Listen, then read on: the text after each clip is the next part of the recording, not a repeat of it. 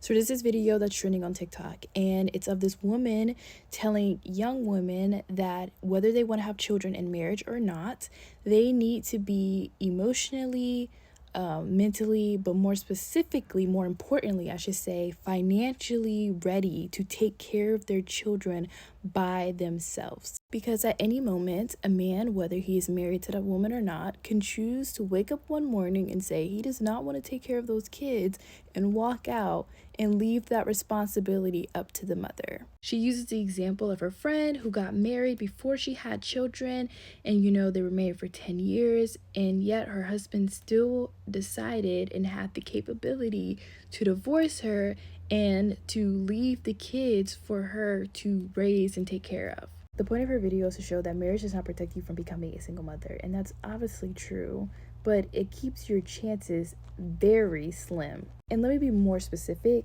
very slim when you do it right.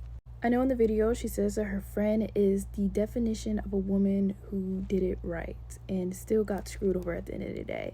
And I can't really say much about that situation because I don't know her friend on a personal level.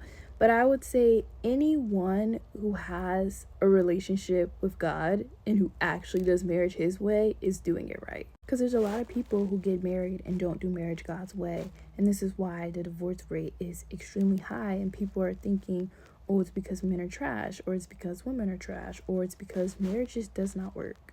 Marriage is a covenant, meaning you cannot just break that covenant because you wake up one day and say, you know what?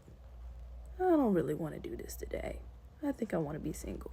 You can think that in your little head, but at the end of the day, the one who created marriage, aka God, is going to see you being bound to that person because you made a covenant with that person. And so when you decide to leave, best believe your actions will be held accountable because God does not play with marriage. So when you go on your way sleeping and creeping with other men and women because you signed court documents, which makes you legally not bound to that person, God still sees everything that you're doing as adultery because he doesn't look at the court papers. That crap doesn't matter. It is a spiritual thing, which people don't understand. Telling a woman that she needs to make sure she's financially independent in a marriage is not good advice. Good advice is telling a woman that if you want kids, then you need to get married. And before you get married, you need to get in a relationship with God. Why is this important? Well, there's a whole list when it concerns why you should have kids in a marriage, but let's just say logically, it's the best way to go.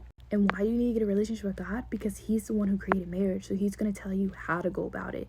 You can't marry Bobo down the street and think you're going to have a great marriage. The man don't even fear God, so no one's holding him accountable. He can leave you anytime he wants and not feel any type of guilt or any type of fear towards the one who holds his life in his hands. But a man who fears God sees you as God's precious daughter. And so he's not just going to leave you to raise the kids that he helped produce. There's no fear in marriage when you're with someone who fears the holiness of God. But that's my spiel for tonight. For me and my house, I am not going to cause myself any more anxiety than this life already brings.